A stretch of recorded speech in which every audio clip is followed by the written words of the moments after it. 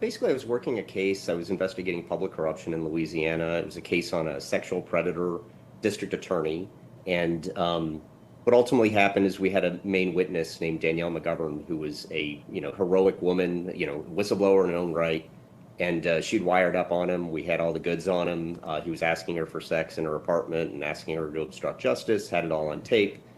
She died, and then the U.S. Attorney's Office couldn't get rid of the case fast enough. Before we'd even had the opportunity to find other victims, and we knew there were other women out there. And it turned out that the first assistant U.S. attorney, the number 2 federal prosecutor, owned a condo and other property with the DA's defense attorney. Wow. And so I reported that.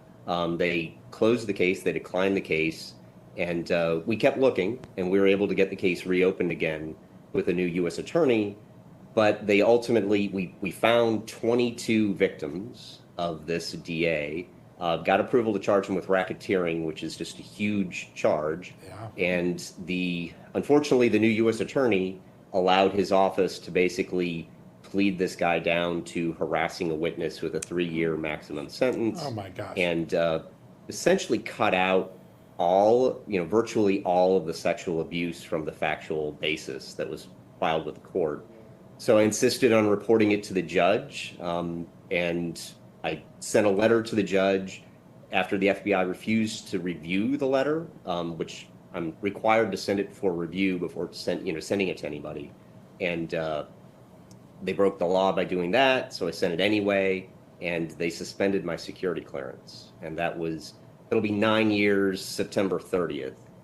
So suspended indefinitely without pay.